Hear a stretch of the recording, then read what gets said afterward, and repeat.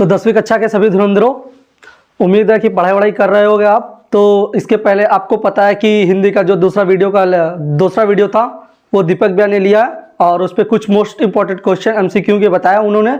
और ये हिंदी का तीसरा वीडियो है जिसपे मोस्ट इंपॉर्टेंट क्वेश्चन आपको हिंदी के बताए जा रहे हैं। तो इस पर ज़्यादा बातचीत ना करते हुए आते हम सीधे अपने पहले प्रश्न पर। तो आइए हम देखते हैं आज का अपना पहला प्रश्न।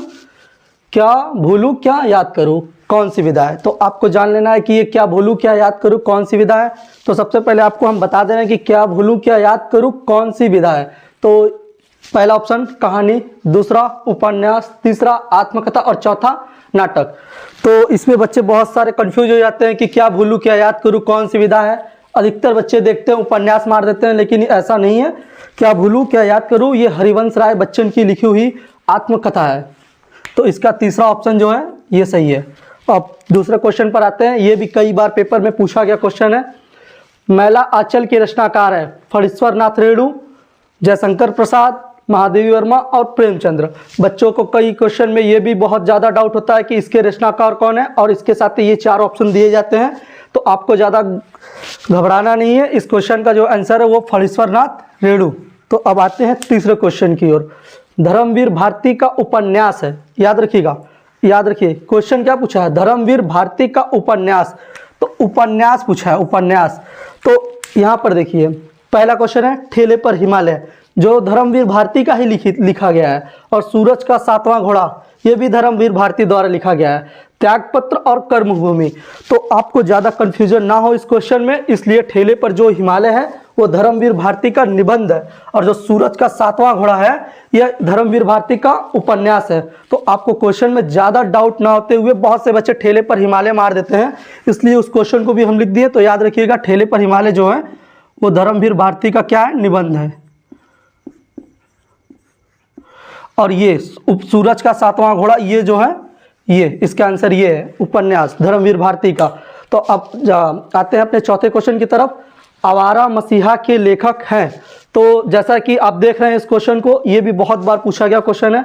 आवारा मसीहा के लेखक, पहला विष्णु प्रभाकर, दूसरा डॉक्टर राम कुमार वर्मा, तीसरा अज्ञे और चौथा रामवृक्ष बेनीपुरी।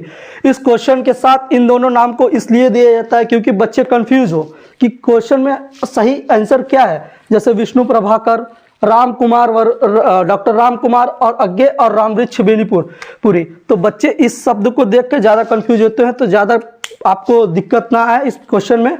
तो इसका जो सही आंसर है वो होगा विष्णु प्रभाकर। अब हम आते हैं अपने 5वें क्वेश्चन की तरफ। हिंदी साहित्य का इतिहास रामचंद्र शुक्ल की कौन सी विधा है? ये बहुत बार क्वेश्चन पूछा जाता है घुमा फिरा के। कभी ऐसे पूछ देता है कि रामचंद्र शुक्ल की कौन सी विधा है, कभी ऐसे पूछ देगा कि हिंदी साहित्य का इतिहास रामचंद्र शुक्ल की कौन सी विधा है। तो हम आपको बता रहे हैं कि हिंदी साहित्य का इतिहास रामचंद्र शुक्ल की कौन सी विधा है, नाटक, निबंध, उपन्यास या आलोचना। तो ज़्यादातर बच्चे जानते हैं कि हिंदी साहित्य में रामचंद्र शुक्ल की कौन सी विधा है, तो बच्चे रामचंद्र शुक्ल को जानते निबंध के लिए।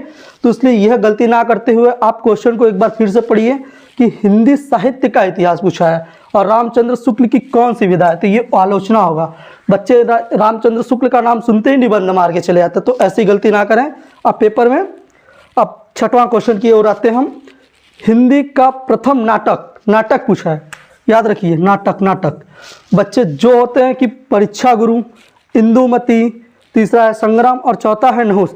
तो बच्चे जो है बहुत ज़्यादा बच्चे कन्फ्यूजन में रहते हैं और वो हिंदी का प्रथम नाटक इंदुमती मार के आते हैं। लेकिन नहीं, इंदुमती हमारा प्रथम नाटक नहीं है, ये है हमारा प्रथम कहानी। इस बात को याद रखिएगा, ये है हमारा हिंदी का प्रथम कहानी। और परीक्षा गुरु जो है वो है हमारा हिंदी का प्रथम उपन्यास। जब ये प्रथम उपन्यास हो गया, ये प्रथम कहानी हो गया, तो संग्राम तो है ही नहीं। तो चौथा ऑप्शन क्या है, नहुस। तो चौथा ऑप्शन नहुस ही सही है। अब आते हैं हम अपने 7वें क्वेश्चन की तरफ। क्वेश्चन है हमारा, मेरी असफलताएं के लेखक हैं। तो याद रखिए पहला ऑप्शन क्या दिया है, रामवृक्ष बेनीपुरी। दूसरा ऑप्शन क्या दिया है, अज्ञे। तीसरा ऑप्शन क्या दिया है, बाबू गुलाब राय। और तीसरा ऑप्शन दिया है वियोगी हरि। तो ये क्वेश्चन जो है पेपर में बहुत ज़्यादा पूछा जाता है और बच्चे कंफ्यूज होकर इसका पहला आंसर मार देते हैं रामवृक्ष बेनीपुरी। इसलिए हम भी वही कंफ्यूजन रखने के लिए वहाँ पर उसको पहला उत्तर रखे हैं, जबकि इसका सही आंसर होगा गुलाब राय। मेरी असफलताएं के लेखक हैं गुलाब राय, याद रखिएगा।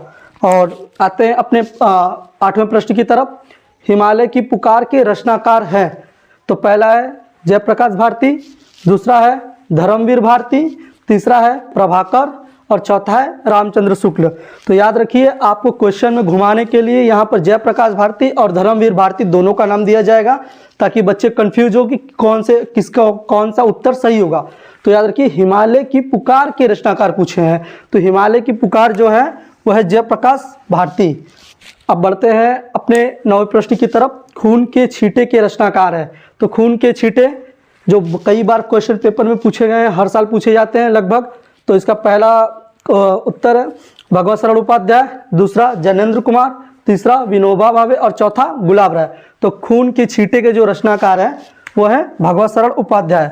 अब आते हैं अपने 10वें सबसे मोस्ट इंपॉर्टेंट क्वेश्चन की तरफ, जो लिखा है कि अर्धनारीश्वर किसका उपन्यास है। तो पहला ऑप्शन है रामधारी सिंह दिनकर, दूसरा ऑप्शन है विष्णु प्रभाकर, तीसरा ऑप्शन है प्रताप नारायण मिश्र और चौथा ऑप्शन है अज्ञे। तो हमको उम्मीद है कि आप सभी रामधारी सिंह दिनकर मार रहे होंगे, क्योंकि अर्धनारीश्वर किसका उपन्यास है। तो 100 में से जो 95% बच्चे क्या मारेंगे, रामधारी सिंह दिनकर, जबकि ये रामधारी सिंह दिनकर नहीं होगा। क्वेश्चन को फिर से पढ़ा जाए, अर्धनारीश्वर किसका उपन्यास पूछ रहा है, ना कि निबंध।